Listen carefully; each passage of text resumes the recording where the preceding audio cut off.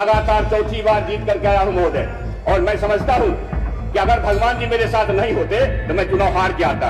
हमको भगवान जी भेजा यहाँ पाखंडियों का पर नकेल कसने के लिए। 65% आरक्षण की बढ़ोतरी हुई, कहाँ फंसा हुआ महोदय? न्यायालय के चक्कर में कमजोर पैरवी करके हमको फंसाते हैं और हमको हिंदू बनाते हैं। भैया आप अभी आरक्षण दे दो, हिंदू बनाना चाहते हो तो। आदिवासी दलित पिछड़ा हिंदू नहीं है क्या?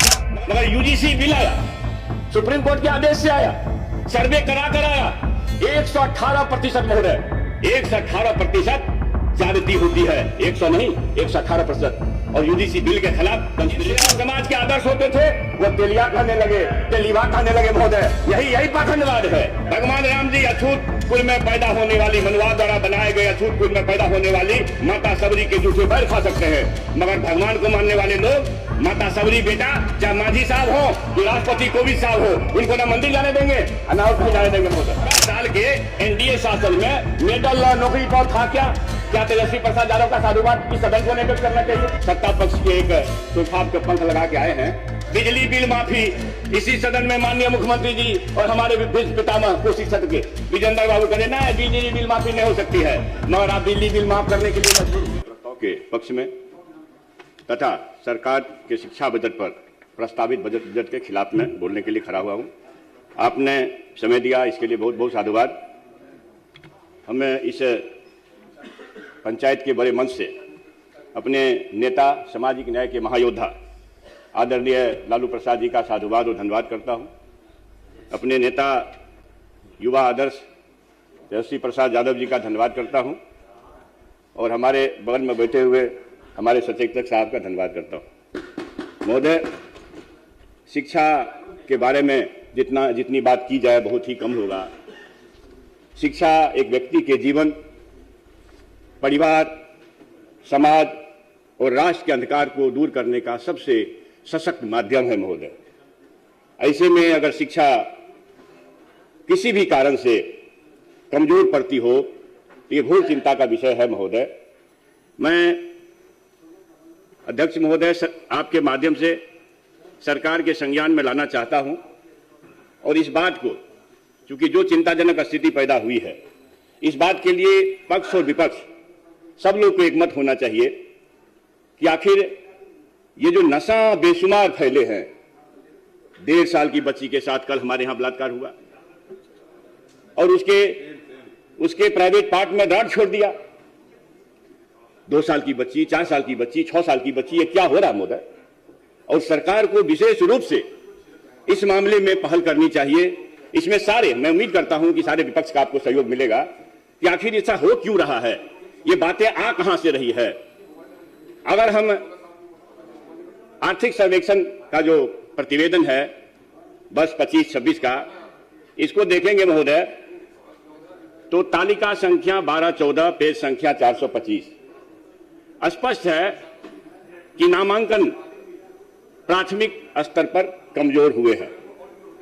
अब लोग अपने बच्चों को नशा की तरफ ले जा रहे हैं, मजबूर है। ऐसी स्थिति भयावह है, पता नहीं एक सदस्य वाकिफ होंगे कि इस ढंग से पता नहीं क्या हो गया है कि बच्चे को अगर मना करते हैं माता पिता तो माता पिता पर भी गोली चलाने की स्थिति, मानसिकता रखते हैं। रोज दिन महोदय 300 रुपया के लिए, 500 रुपया के लिए जो प्रतिवेदित नहीं होती घटनाएं, 800 रुपया के लिए फेरी वाले का ये लोग छीन करके सूखा नशा खरीद करके पीते हैं, खाते हैं, जो भी इस तरह की बातें होती है।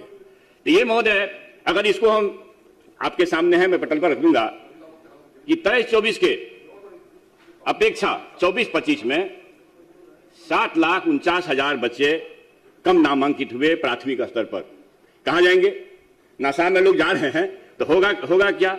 उससे संयुक्त रूप से अनुसूचित जाति के 1,63,000 बच्चे स्कूल नहीं जा सके, अनुसूचित जनजाति के तो 17,000 हैं और लड़कियों में 5,37,000। तो इस तरह से मैं महोदय, और वही स्थिति है माध्यमिक शिक्षा का।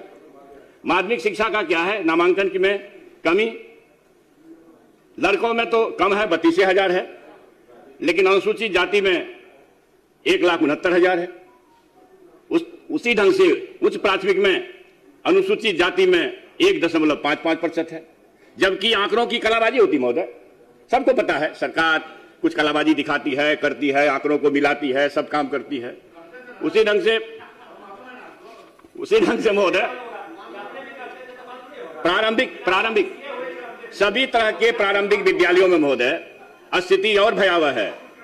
लड़कों में संयुक्त रूप से 7,81,000 बच्चे नामांकन कम लिए 23-24 की अपेक्षा। अनुसूचित जाति के 3,32,000, अनुसूचित जनजाति के 18,000, लड़कियों में संयुक्त रूप से 4,55,000।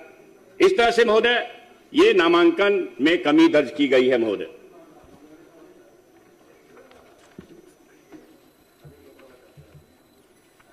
ड्रॉप आउट जो है, ड्रॉप आउट की क्या स्थिति है? पेज संख्या 426, तालिका 12-15। 23-24 में जो 1,26% ड्रॉप आउट रेट था, वो 24-25 में 6.8 हो गया। अंतर कितना हो गया महोदय? 5.54 का। लड़कों में 1.23% था 23-24 में, वह 24-25 में 7% हो गया। इसमें भी 5.77 दर्ज किया गया महोदय। संयुक्त रूप से 5.65% बच्चे स्कूल छोड़े हैं महोदय।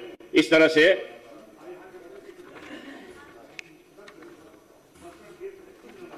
शिक्षा पर हमारी सरकार खर्च कितना करती है?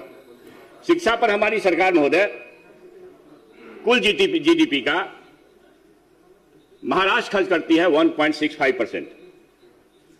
1.65% प्रतिशत में जीडीपी का, और वह रुपया होता है राशि महोदय 1 लाख करोड़।